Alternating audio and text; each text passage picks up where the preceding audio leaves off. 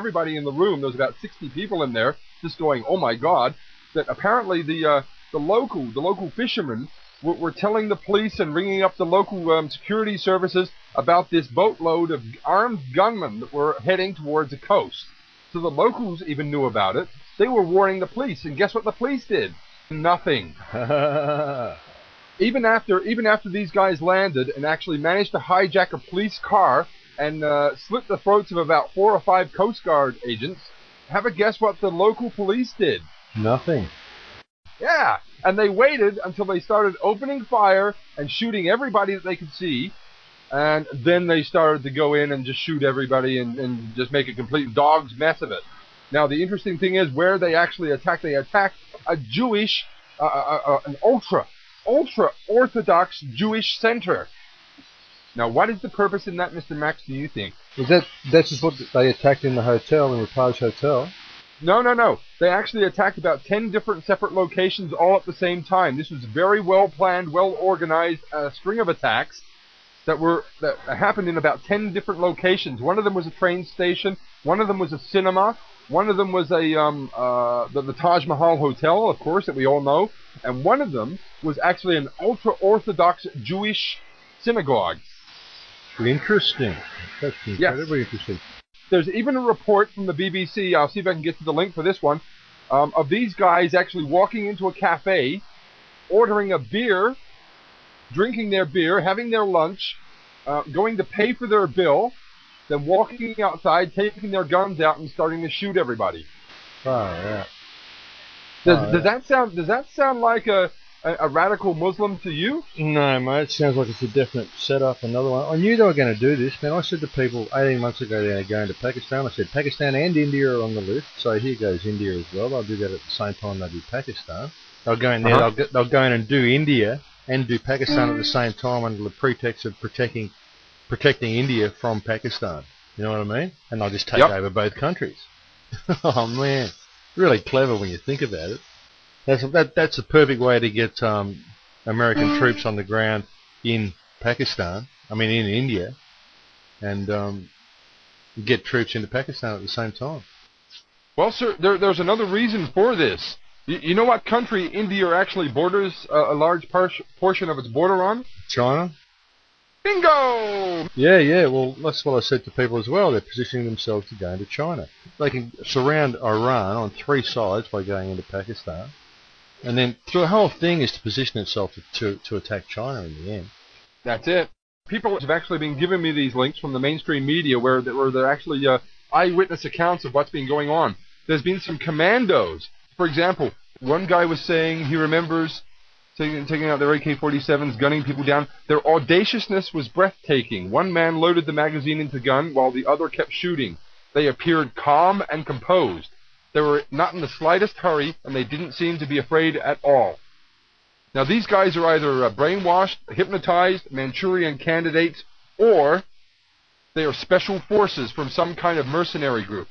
Then the foreign-looking, fair-skinned man then simply carried on killing. Blackwater. Hey. Blackwater Mercs, mate. That's who it'd be. No shit. Of course. Think about it. You know, fair-skinned. They got people from all over. They're all over America doing stuff. They're doing stuff everywhere. They were in Georgia. And they've been getting people from all over the world, too, to join up. Yeah. Exactly. That's who it'd be, mate. Blackwater Mercs. That's the New World Order Army, really, when you think about it. That's who's going out and doing all this stuff.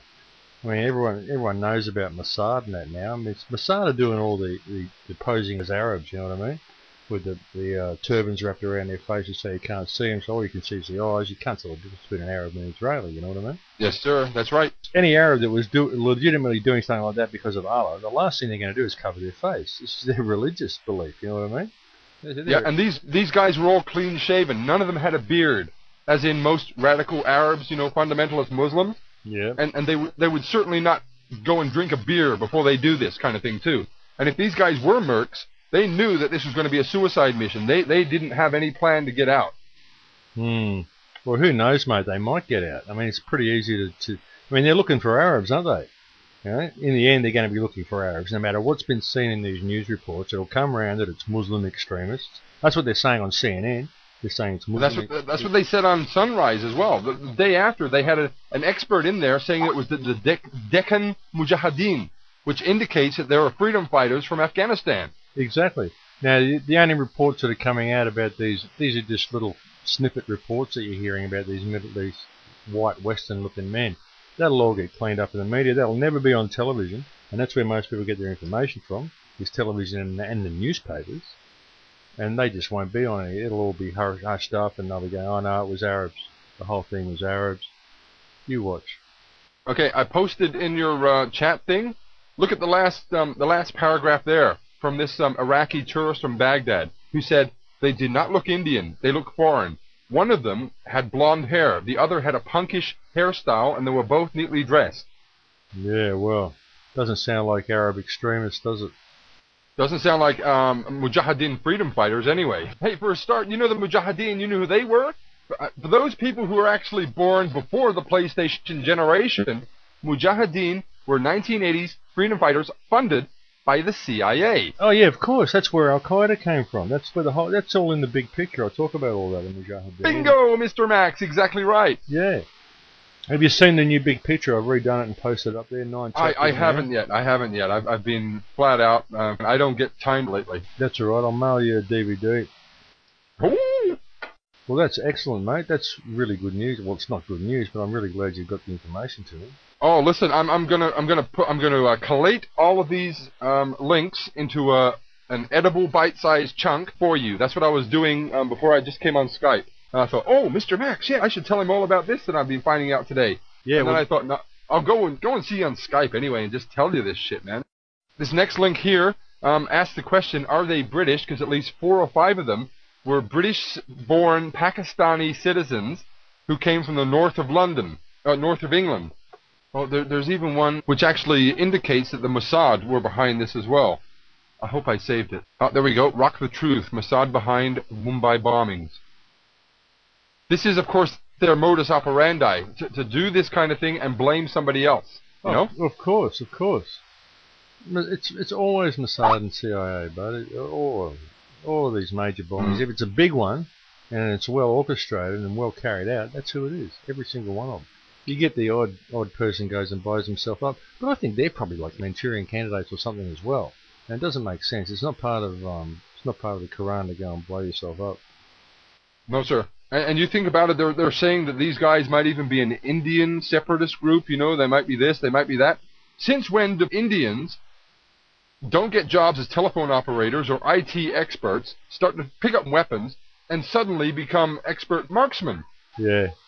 You know, these guys were really well trained. You don't just pick up an AK-47 and start shooting like that without some kind of previous training. Very good, mate. Very good. You're a legend for getting all this. Oh, you haven't even seen half of what I've found yet. I just haven't dug it all out from my bookmarks yet. This is just what I've got on hand at the moment. But I can tell you this. Sunrise, you know, the TV show on Channel 7, they got David Koch, the bald-headed Zionist, and Mel, yeah. The day after this happened, they had Keith Suter, which was supposedly the terrorism expert, come on and say, oh yes, they're definitely fanatical Islamists and Mujahideen. You know, he actually called them the Mujahideen. He didn't even say the name properly. And this guy's an expert. I was laughing at that. I was thinking, I'm not some kind of, highly paid expert, on terrorism or anything. But at least I can say Mujahideen properly, the way it's meant to say, not Mujahideen. You know, he was getting it wrong, you know? Yeah. Jesus. Yeah, you got to wonder. Yeah. You've really got to wonder about that one. And this guy was selling the Al-Qaeda myth the day after. Pretty much the same as 9/11. You know how they had all these experts in the TV, to come in and say who did it and why they did it and how they did it? Yeah. They did that on Morning Sunrise, to let everybody know it was all these crazy Arabs with their machine guns and go look out for these crazy Arabs.